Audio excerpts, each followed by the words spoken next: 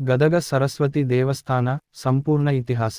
ಗದಗ ನಗರವು ಕಲೆ, ಸಾಹಿತ್ಯ, ಸಂಗೀತ, ಶಾಸ್ತ್ರೀಯ ಪರಂಪರೆ ಇವುಗಳ ಶ್ರೀಮಂತ ನೆಲೆಯಾಗಿದೆ. ಈ ಸಾಂಸ್ಕೃತಿಕ ನಾಡಿನಲ್ಲಿ ನೆಲೆಗೊಂಡಿರುವ ಸರಸ್ವತಿ ದೇವಾಲಯವು ವಿದ್ಯಾ ಕಲಾ ಪರಂಪರೆಯ ಪ್ರಮುಖ ಚಿಹ್ನೆಯಾಗಿದೆ. ಓಂ 1. ದೇವಾಲಯದ ಮೂಲ ಇತಿಹಾಸ. Origin history.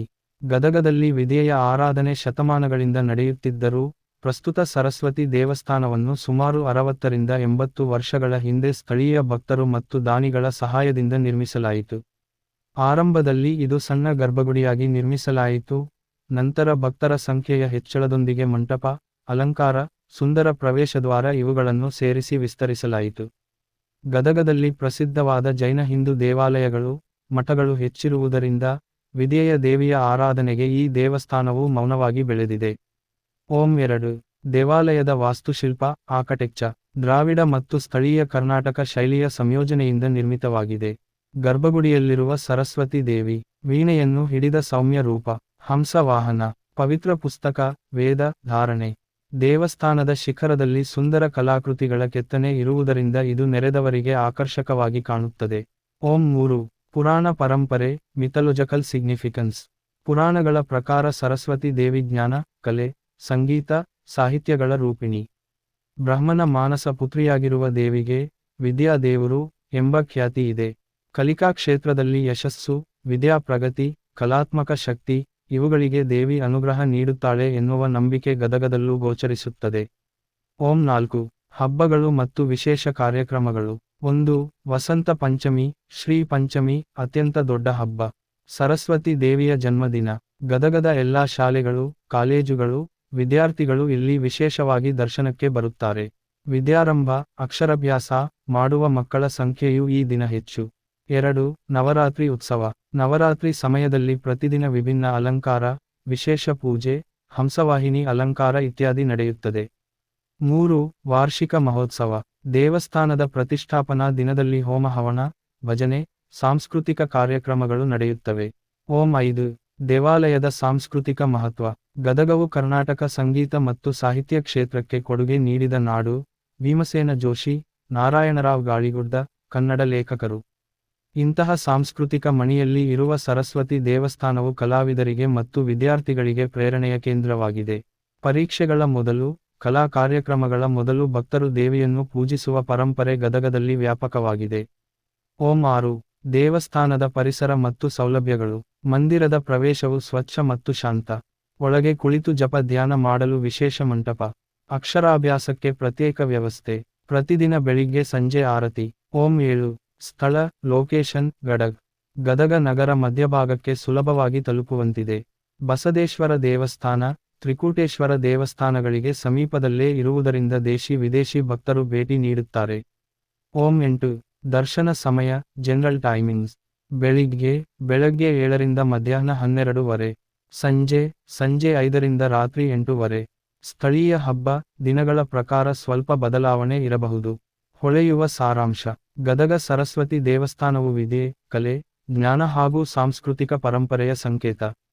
ಭಾರತೀಯ ಸಂಸ್ಕೃತಿ, ಗದಗದ ಕಲಾನಿಲಯ ಪರಂಪರೆಯೊಂದಿಗೆ ಬೆಸೆದುಕೊಂಡಿರುವ ಈ ದೇವಸ್ಥಾನವು ವಿದ್ಯಾರ್ಥಿಗಳು, ಕಲಾವಿದರು, ಸಾಹಿತ್ಯ ಪ್ರಿಯರು ಎಲ್ಲರಿಗೂ ಆಶ್ರಯದ ಸ್ಥಳ.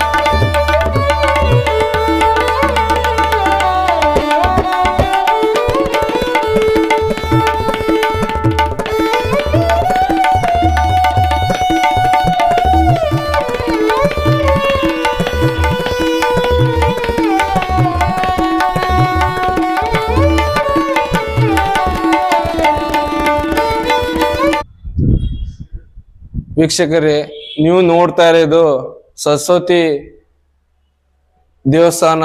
ಇದು ಭಾರತದಲ್ಲಿ ಅತಿ ಸುಂದರವಾಗಿ ಎಂದು ಹೇಳ್ತಾ ಇದ್ರು. ಆವಾಗಿನ ಕಾಲ 11ನೇ 12ನೇ ಶತಮಾನದಲ್ಲಿ ಕಲ್ಯಾಣ ಚಾಲುಕ್ಯರು ನಿರ್ಮಿಸಲಾಗಿದೆ. ಇದು ವಿಭಿನ್ನ ಆಗಿದ ಕಾರಣ ಕೂಡಲೇ ಶಂಕರಾಚಾರ್ಯರು ಬಂದು ಆ ಕಡೆ ಸರಸ್ವತಿ ಹಾಗೂ ಸಾವಿತ್ರಿ ಗಾಯತ್ರಿ ದೇವಸ್ಥಾನವನ್ನು ನಿರ್ಮಿಸಲಾಗಿದೆ. ಇದು ನೀವು ನೋಡ್ತಾ ಇರೋದು ಸ್ನೇಹಿತರೆ, ಇದು ಇಲ್ಲಿ ಡ್ಯಾನ್ಸ್ ಹಾಗೂ ಭರತ್